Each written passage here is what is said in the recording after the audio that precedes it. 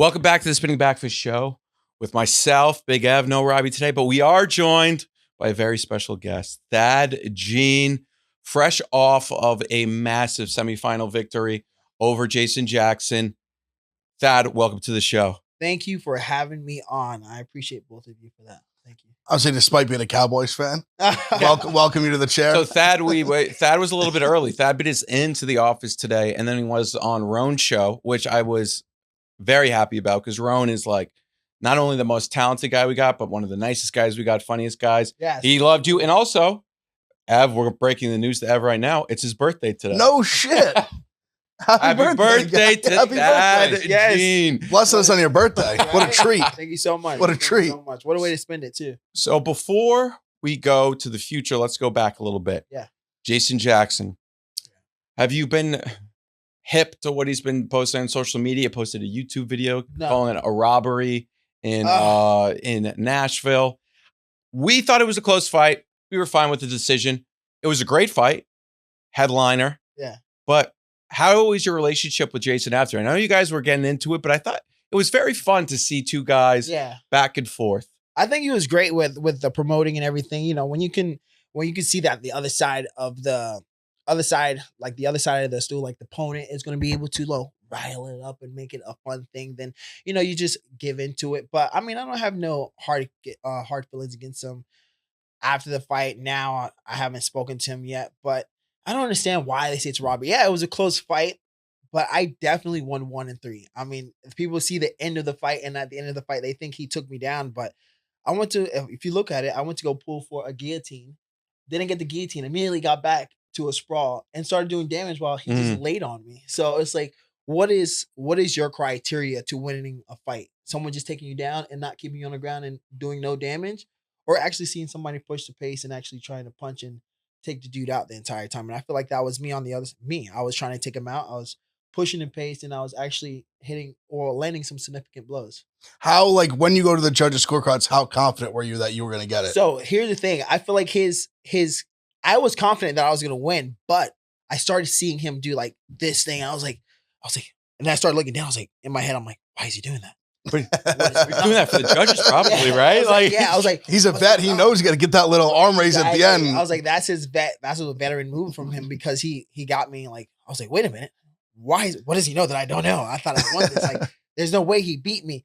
And then when they called my name, that's why I was like, yes. I was like, I knew it. I was like, there's no way I lost. You know, so it was a great fight. It was a fun fight for me, and it was definitely a fight that put me over another mental threshold of dang, I can really hang with these guys. You know, Jason Jackson's record and just his credentials really do speak for themselves. And for me, like I said in the beginning, when they asked who I've been, I said, and I will say, Jason Jackson, and I will continue to say Jason Jackson. You know, and our next one would be Logan Storely. These guys have already been champions at the pro level.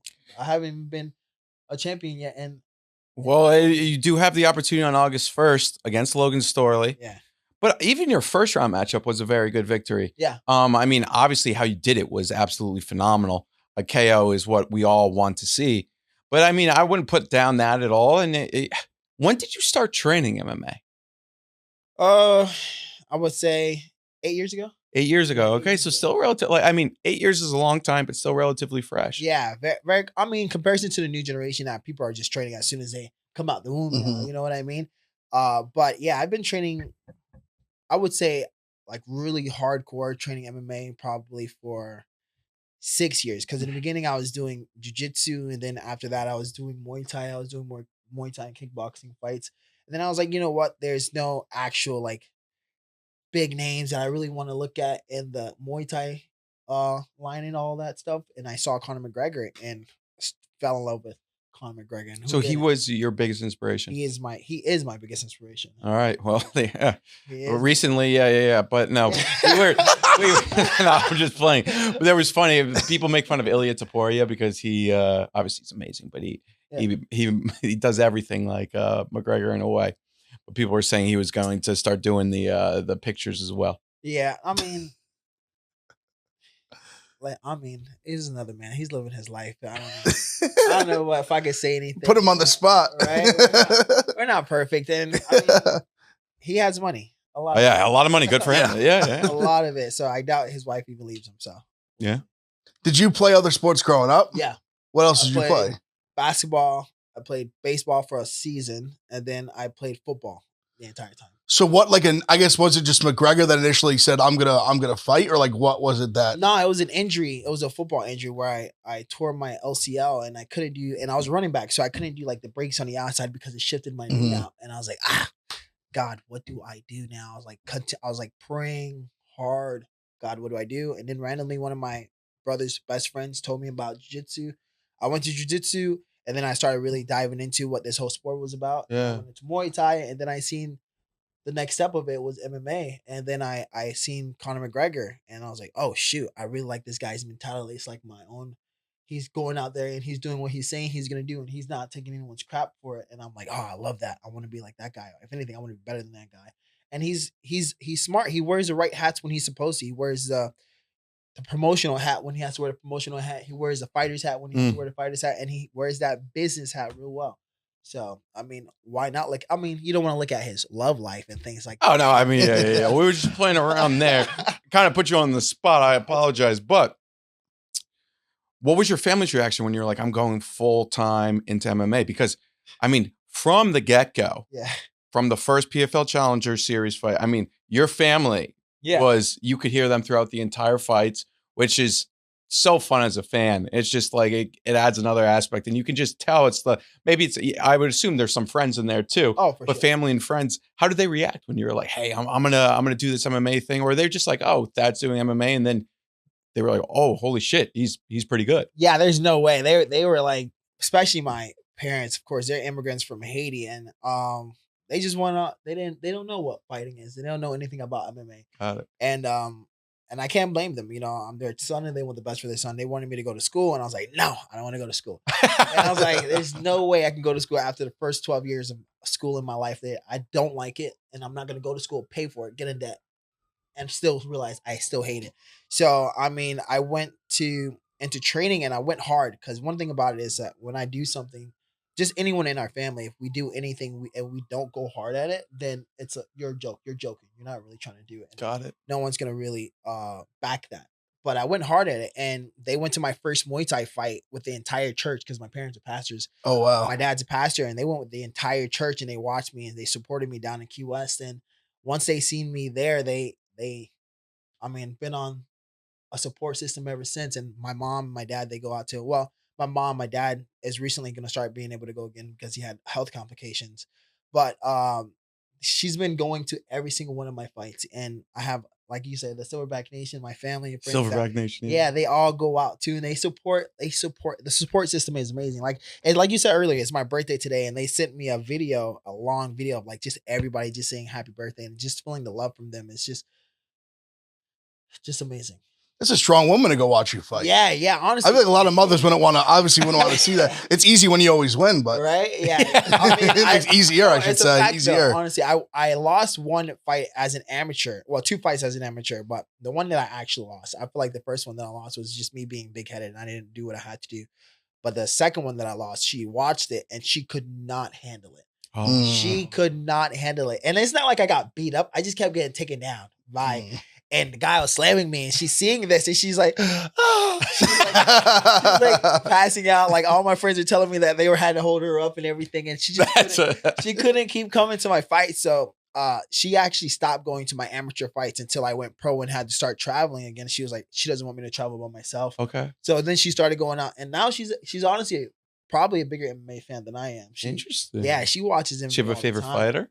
No, me. Obviously, outside of that you. To say me. If it's not me, it's gonna be a problem. So that's interesting. The amateur fight with kept getting taken down, but your takedown defense has really improved, and because of that fight, I was going to ask. And then, I mean, going into the Jason Jackson fight, I was very interested to see kind of the matchup, knowing that your takedown defense was good, but Jason is very good. But you kept stuffing them, and then obviously your upcoming fight against Logan. That will be a huge thing that you're probably prepping for. Yeah, and you know what? Going against Jason Jackson, I think I got through the hardest part of the bracket immediately. You know, No offense to the other side of the bracket, but I got through the hardest part of the bracket. And we know what Logan Storely's game is. He's going to want to hold me. He's going to want to grapple. He's going to want to, and he's not dangerous from the top. He's not a dangerous submission guy. He's just, I want to hold you here and I just want to control. But going against Jason Jackson, he's dangerous on the feet and he's explosive to taking you down. So I just had to be ready to get up. But with this guy, I'm not going down. I'm going to keep the pressure. It's not me going backwards. I'm going to meet you in the middle. I'm going to fight you. You know, before a big fight, like I'll even say before like Jason Jackson, obviously this fight's coming up soon. How much like tape and stuff like that are you watching, like prep and stuff like that? I'm honestly, I feel like I learned a lot from Jason Jackson. I keep going back to it, but I did learn a lot. Like I was watching tape a lot when it came to that fight, and I feel like it wasn't the right thing because you just need to watch one or two things, you know, one or two fights. But I was watching fights after fights after fights just because it was the main event. I was like, oh, I have to win this. I have to win. There was a lot of pressure kind of on my side. And I was like, I have to win this. So I just went into a whole rabbit hole of just watching Jason Jackson's fights. And I never do that. So I'm going back to letting my coaches watch this fight. Okay, I'm going to look at these two things and I'm going to work on it. And that's what we've been doing, you know. We're just working on staying off the ground and meeting the person in the middle. And I don't care if he knows what I'm doing. It doesn't matter. I'm going to still take him out. And have you been training at Deerfield Beach for forever? Well, no, I started off at Montclair Brothers when down in Oakland Park. And then Jen over here, my coach, he suggested that I go to Fight Sports Deerfield Beach. And that's where I went as a pro. That's when I started as a pro. I was with them the whole time. Who are like some of the main people you're training with? I'm with Kinley, St. Louis, who, you know, he was just submitted. That was a great fight. That was a crazy fight. That was a good fight. Like even if it went to the scorecard, it was like amazing fight. Oh man, it was. And definitely like, were you able to watch it? Yeah. Okay. Yeah. I actually was watching it in the room before I had to go down to drive to the event. So. Because it was one of the first fights. It was one of the first fights, but it was a great fight. I mean, that's my main training partner. I mean, there are other upcoming fighters out of the gym. We have Joel. We have Jen here as well. We have Matthew, who's also fighting this Saturday for combat night. We have a bunch of people within the gym. It's just a family style gym, and that's where I really think you learn a lot. You don't want to go to those big chain style gyms where there's 20,000 big names out there, and you're just another. Was there ever a thought that you wanted to go somewhere else? You know, because you're in it, you kind of like place like Killcliff. Where I just fought Jason Jackson. They have so many people. Like American Top Team. American Top Team, ATT. You know, all these places are such big names. And you're like, okay, is this where I'm supposed to go? This is probably where I'm supposed to go. I'm at the next level. I should probably go to these gyms. But none of them have beaten me. And it's been better that I didn't go to the gym where I'm learning more in-depth details when it comes to fighting and training at the smaller gym that I am at now. 100%. I was gonna say, so I guess with Logan Storely, I mean, you talk about the takedown defense. Like, is this a camp where like that's just like you said, you obviously know his style. You know what is that just like? Is it just drill and takedown, just day after day after day? It's a fact that he won't be able to stand up with me, and if he does, I mean, Logan's not this. I don't want to laugh. Yeah, it's a fact. I'm not going to say anything other than that. He's not going to be able to stand up with me. If he does, he's going to feel that power. I mean, he doesn't move his head. He just that last fight. Come on, like if. Kikuchi would have stayed off the ground. I thought in the third round he was about to. I really wish if he would have stayed off the ground, I would have been going against somebody different. Yeah. You know what I mean? So he's going to talk about bringing me to deep waters. Yeah, Jason want to do the same thing. You know what I mean? I'm ready. I'm going to rise to occasion with whoever's in front of me. And when it comes to Logan Storely, yeah, he's going to want to grapple me. I'm going to punch him and he's going to feel that power. He's going to be like, oh shit, nigga. I got to take this dude down. You know, I got to take this dude down. And that's where he's going to make the mistake. He's going to probably panic. He's going to overcommit to something and I'm going to capitalize on it. And I would even say one of your best traits is you may get taken down, but you can get up right away. Is that a different type of training that will be done? Like you get taken down and you work on like get up offense or get up defense. Yeah, I guess you would call it. Yeah. You work on them both equally. I would say you want to work on not getting taken down, but also we can get taken down. Yeah. Let's get up. How do we get up from this position? How do we get up and keep getting up so that who's the first person to break? You know what I mean? That's what it is when you're going against a wrestler. You don't want to back off because if you're backing off the entire time, it's more energy on you to be on your back foot, and then them constantly trying to take you down. You're going to be the first one to break, and if you're the first one to break, and just like we said that last round, Kikuchi broke first, and Logan was able to capitalize on that and just stay on top. He didn't do any damage from the top, but he just stayed on top and he controlled. And that's what got him the win in that fight. And I'm not going to be the first one to break. I won't break at all. I don't give a dang. I'm not breaking at all. Yeah, this means a lot to me. People say, "Oh, this is me." No, it means a lot to me, and it's the reason why I'm still undefeated, because every single fight has been my most important fight, and that's led me to this place. Has led me to Barstool again, interviewed by you guys.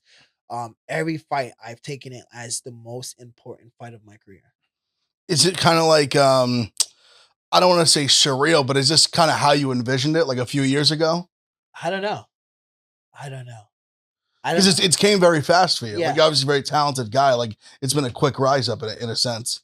I've always imagined myself as a champion, as the best in the world. I've always said that to myself. I've always repeated it. You know, you say these things like all these mantras and things like this, but reaffirming that I am the best and I will be the best. And, you know, you can't just say you actually got to train at it. I'm training hard nonstop. So I seen myself at the top and I will be at the top. I mean, this is just another level. This is just another step to get into the top. Has the PFL told you, obviously, you're a world champion if you win on August 1st? Tournament champion. And then have they told you what the next step is? You'll becoming the world champion. Okay. And that would be, is there even a guy that they know you would be up against? I don't know. I mean, I know, I honestly can't answer that like for sure, but I know Musalayev. Yeah, Musalayev. Yeah. Yeah, Shamil Musalayev was the first one like last year, and he hasn't really fought this year. And you know they're about to have that championship series in South Africa this week. Yeah. Super cool. I mean, there's super big names on it. Johnny Eblin, Dakota Ditcheva, like super big names that you don't want. You wanna watch that. Yep. And I think that's the next step. Championship series. Who do I go in the championship series? Am I going against people in PFL Minya? Am I going against the Europe scene? Am I going against people like Baki, who I would love to beat up, or Cedric Doumbé, who I'd also love to beat up? These are also big names, you know. Cedric Doumbé, great matchup. That'd be imagine you going into France with Cedric. Yeah, that would be. I mean, that would be. over. PFL has a lot of just amazing opportunities with a lot of these guys from all over internationally. Yeah. I think the American fans often forget that. And that's the problem. Yeah. And they then don't like realize that there's a big scene on the Europe side and European side. And then again, like I said, they just brought in PFL Africa. Imagine the amount of untapped talent out there. For sure. So I'm excited to see what the future holds with the PFL. You know, we are too. Where did the Silverback not mantra, but just kind of the nickname come from? Yeah. And then also, it's awesome seeing you come into the cage. Like, it's just fucking awesome. And then you kind of like, yeah, you do that. It's awesome. I mean, obviously you got the wide back, so I see that, but like, but more so like, did somebody give it to you? It was a dream? It was a lucid dream. Ooh, wow. Yeah, it was a crazy. lucid dream. Yeah. Okay, tell us more. This is Honestly, fascinating. I don't really get lucid. I should say I don't get lucid dreams. And when I got this dream, I was just like, oh shit. Oh, I keep saying shit, nigga. I don't want to curse. No, it's fine. Again, you can curse. It's fine. I was like, oh wow, this is amazing. But I was in between like what should be my nickname. I was getting ready for a fight. And it says, what is your nickname? And I was gonna put Black Mamba, but my coach at the time told me there was a person on our team that had Black Mamba, and I was like, I don't want to be like that. I don't want to be like that guy at all. And I don't want nobody to think or him to think that I got it because I'm trying to be like him. I was really trying to be like Kobe, but I was like, that would be crazy for that guy to be like, oh, you're trying to be like me. Like, no, Black Mamba. I was like, Kobe. Don't ever get ahead of yourself. And that's what I would have been like. But I was like praying to God. Like, again, I asked God for absolutely everything. I was praying. And then I think 2-3 days later, of course, I'm sleeping. And I'm awake in this dream and I'm just walking. And, you get that realization like, wait, is this a dream? And then I'm walking and I look to my right, there's a albino silverback. And then I look to my left and there's a black silverback, like just the ones that you regularly see. And I'm just like, and I just get filled with power. And I'm like, I'm the silverback. And I wake up and I embody that. Nice, yeah, no. And now I could say I gave myself my own nickname, or you could say God did. No, 100%. Came tapped you on the shoulder, yeah. Right? So that's incredible. Now I'm the silverback. Silverback, yeah. And when you watch your fights back, or even just the KOs, Yeah. let's just take the first round KO for example. Do you know how you set it up, or is it kind of like when you're in there, you're just kind of like you're in that flow state where it's just like it just happens? That one's more. I mean, you train nonstop, and that fight I realized repetition, because that's the only way you really tap into that flow state. Yeah. Once you let go and flow is because you repeat it so many times, your body just flows it into it naturally. So when I got that, I mean, we trained that slip to hook so many times for that fight camp, and when I slipped and I seen his face, I'm like, oh yeah. Oh, you knew. Oh, I seen that face. And I didn't throw my arm. My arm threw itself. You know what I mean? The punch drew itself. That's flow So state. I yeah. seen it and I was just like, oh, I see it. And the arm came out. Boom.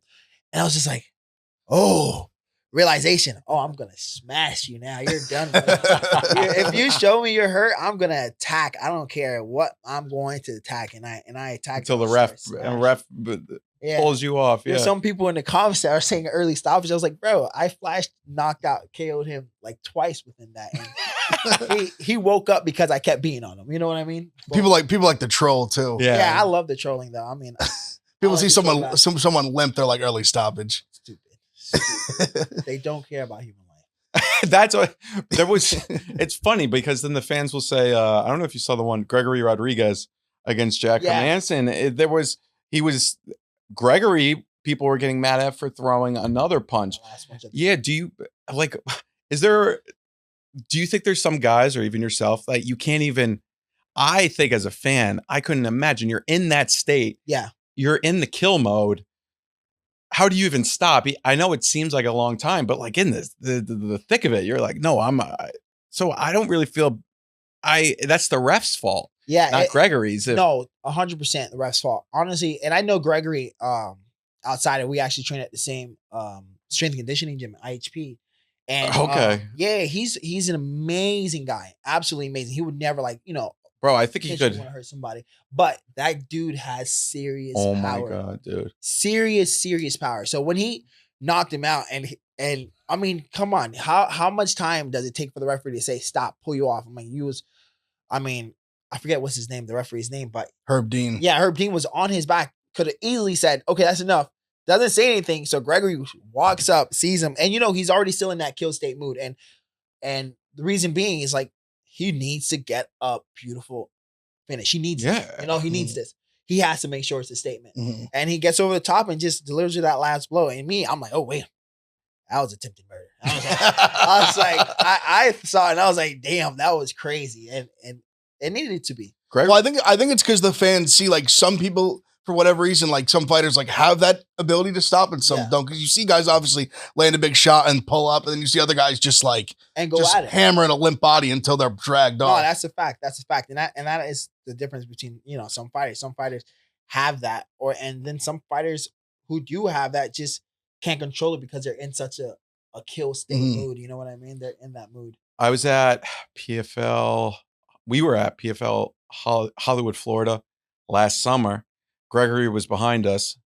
I mean, that's a guy like I wouldn't say you could make heavyweight, but he is. Yeah. It's stunning. He makes 185. Yes, being next to him, stunning. He's a monster.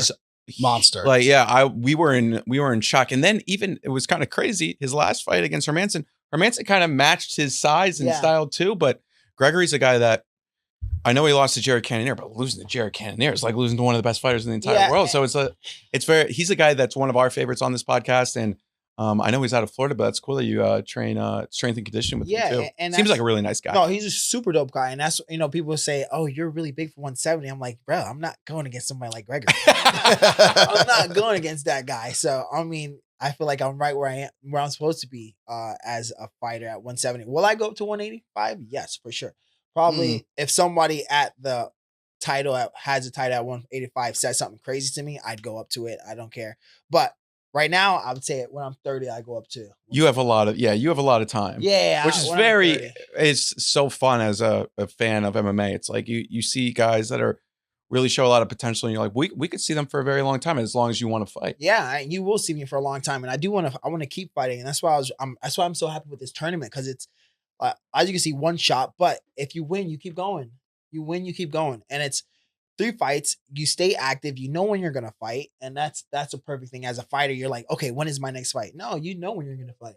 You know how many fights you have if you keep winning. And even then, I mean, I'm not trying to keep putting, but like at my level, at my record, I would not be making the same money in UFC. Got it. That's good. You know what I mean? Yeah. And then also, I mean, you win this. So this is another. It's a huge money opportunity as well. Very big, you know. And then it's only up from here. Like, who else do I get to go against? Like you just said, do I get to go to France and then take out their champions? You know what I mean? PFL wouldn't be happy with you. I don't care. They wouldn't care. Doumbé would be a great fight. That was the one that when you said it sparked me the most. Yeah, I want to be the global face of the PFL, not just the American scene for this promotion. I want to be everywhere. I want everyone to know when Thad, the silverback gene, comes through, whoever my champion is at the moment, the new champion is now here. Yeah. So PFL, there's a lot. You've fought all over. You've seen a lot of people. Has there been anybody you've been starstruck by? I know we were just talking before you came in earlier. Kane, the wrestler, was here, and you said you would have been starstruck fanboying. Is there anybody that you've seen at, like, PFL always has like crazy guys at it? Is there anybody that you've seen you've been like, oh my God, I can't believe this guy's here, or oh my God, I got to meet this guy or girl? I would say he's not even a fighter, but you know, we're football fans, and in the Challenger series, when I won the Challenger, I got to meet Ray Lewis. Yeah. No shit. Bro, I was like, he was giving a speech. Miami guy too. I'm just South like, Florida guy. It's Ray Lewis. I was like, why are these guys, like, who are you guys? How do you not know how cool this guy is? Like, this is a legend. And I was just like, bro, this is Ray Lewis giving me one of his iconic pregame speeches. And I was just like, bro, there's no way I'm fucking losing today in front of Ray Lewis. And I was just like, I definitely fanboyed when it came to him, but I kept it in. And, after the fight, I was definitely fanboying. Yeah, no. You see me, he was like, "Oh, you have great positions." Oh, thank you so much, sir. I look up to you really, really much. I truly look up to Ray Lewis. Like he is embodiment of just strong will and just Christ first, and just if I want it, I'm gonna take it, and I'm gonna snatch somebody's soul if he comes across his middle. Yeah, that's that's who Ray Lewis. Come on, man. That's for me. I mean, growing up watching football, that was definitely starstruck seeing him. I was in need before like the. Maybe not this, maybe the next one's like a big like Ray Lewis like hype up speech. Yeah. No way you lose. I'm not losing it. Do you like Ray Lewis speech? Some fighters don't like this, but do you have a prediction for August 1st? I'm winning first round. It's not some fighters who don't like it are fighters who aren't confident. I'm super confident. I'm taking this dude out in the first round. It's going to be me putting the pressure. We see Logan Storely. He puts on the pressure, and that's because people are scared of his takedown. I'm not scared of your takedown. I'm not scared of wrestling you. I want you to know I'm going to take you out in the first round. Ask your teammates. I'm undefeated against Killcliff. Yeah. I forgot that's just the Killcliff killer. Yeah, that's got that one for free. Got that one for free. Sounds like a serial killer, which is good. In MMA, you want to be that. You want. What's that little meme with the doors, like the Reaper? Yeah. Like who's coming next? for the next one? That's exactly that. And and they have such a big scene for the 170 scene, so I'm pretty sure I'll keep going against them. So I mean, their whole camp should be about how do we beat this guy? Just put a big picture of me on the board. How do we beat this guy? How do we study and beat this guy? And I'm ready for it. I'm ready for everyone. I love that. Help me get better. Well, we will see it August 1st. We're really excited. Yeah. When we got the offer to this, we obviously said yes right away, but we were excited to come and talk with you. It's great seeing young guys in the scene that are really popping off, and we can't wait to see you perform on August 1st. We have our own predictions. I think they align with yours, but we're supposed to stay unbiased a little bit. But Logan Storely seems like a good guy, but on August 1st, I think that Gene gets a victory in an emphatic way, and the stardom continues to rise. Thank you very much for spending some time with us. Thank you. We appreciate it very much. Yeah. Love an excuse to go to AC too. Right? Yeah, we can't wait. We can't. Yeah, it's Atlantic City. We can't wait. ESPN2, ESPN2, and ESPN Plus, and then you'll see the highlights everywhere after. Yeah. And listen, here's the thing. Don't even watch the highlights. Watch it live. Either you go there to Atlantic City August 1st, or like we just said, ESPN Plus, The Zone. Watch it.